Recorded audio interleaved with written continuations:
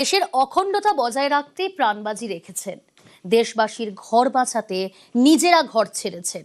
এবার তাদের সম্মান জানালো রাজ্য সরকার। প্রায় ৩০০ জনের হাতে লোকতন্ত্র সেনানী সম্মান তুলে দিলেন মুখ্যমন্ত্রী শুভেন্দু অধিকারী।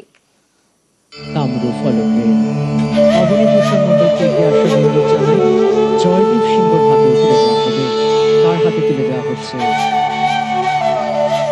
বিদ্রোহী কুমার সরকার। সবার আগে দেশ, এই আদর্শ আঁকড়ে দেশের সেবায় আরএসএস। এবার তারই স্বীকৃতি। হরি ওম সহনা ভবতু সহনৌ ভুনক্তু সহ বীর্যং করবাবহৈ। 1975 সালে জরুরি অবস্থা, গণতন্ত্র ফেরানোর ডাক দেন জয়প্রকাশ নারায়ণ। শুরু হয় অদম্য লড়াই। এদের অনেকেই সে সময় বুক চিতিয়ে লড়াই করেছেন, জেল খেটেছেন। কেউ আবার নিরন্তর লড়াই করেছেন ধর্মান্তরণের বিরুদ্ধে। কার্গিলের যুদ্ধের সময় সাধ্যমতো সাহায্য পৌঁছে দিয়েছেন। বন্যা থেকে ধস, যে কোনো বিপদে আপদে আর্তপীড়িতদের পাশে থাকতে নিজের জীবন বাজি রেখে বারবার ঝাঁপিয়েছেন এরা। এবার তাঁদের লড়াইকে কুর্নিশ জানালো রাজ্য সরকার। রবিবার নবান্নে পশ্চিমবঙ্গ লোকতন্ত্র সেনানী সম্মান প্রদান অনুষ্ঠানে ৩০০ জনকে সম্মানিত করা হলো।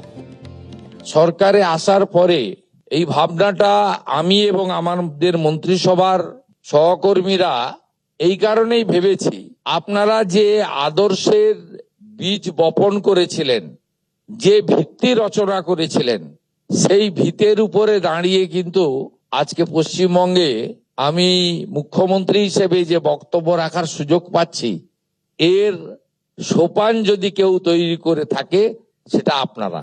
আপনাদের তৈরি করা সোপানের উপরেই ভিত্তি করে কিন্তু এই সরকারটা আজকে তৈরি হয়েছে। এদিন প্রত্যেকের হাতে তাম্রপদক এবং সম্মান তুলে দেওয়া হয়।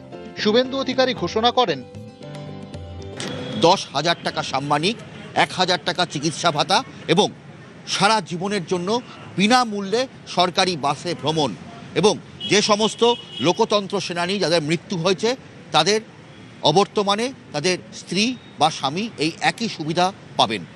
বলা যেতে পারে নবজন্ম সেনানীরা প্রত্যেকেই বলছেন যে তাদেরকে যে কেউ মনে রাখতে পারবেন, এটাই তারা আশা করেননি।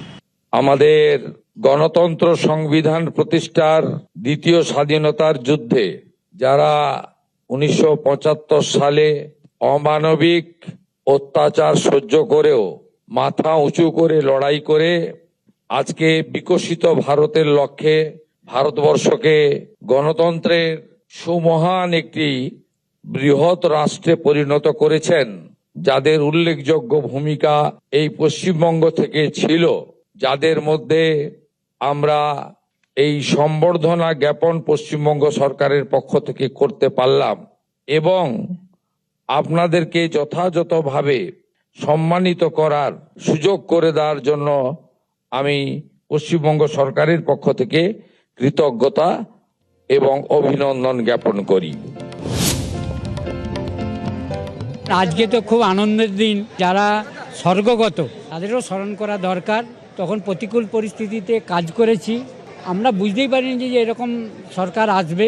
এত আমাদের পশ্চিমবঙ্গে ময়লা আর জমেছে, সেই ময়লাকে সাফ করার জন্যে আমাদের প্রিয় মুখ্যমন্ত্রী লেগে পড়েছে যে পশ্চিমবঙ্গের চৈতন্য ফিরুক। রাষ্ট্রীয় স্বয়ংসেবক সংঘ সমাজের জন্য কাজ করে, সঙ্গে স্বয়ংসেবকরা সমস্ত আত্মত্যাগ করে। 1975-এ তখন আমরা ছাত্র ছিলাম, এই সময় জরুরি অবস্থা ঘোষণা হয়। আমরা দেশকে ভালোবেসে সংগঠনের সঙ্গে যুক্ত হয়েছিলাম। সেই সময়তে আমরা সংকল্প নিয়েছিলাম যে স্বৈরাচারী শক্তিকে শিক্ষা দিতে হবে। আমরা 1975 সালে যখন ইন্দিরা গান্ধী নিজের স্বার্থের জন্য জরুরি অবস্থা উনি জারি করলেন, তখন ওই জনসংঘর্ষ সমিতির মাধ্যমে এটা আমাদের সকলের একটা দায়িত্ব ছিল যে এই যে আমাদের গণতন্ত্র বাঁচিয়ে রাখা।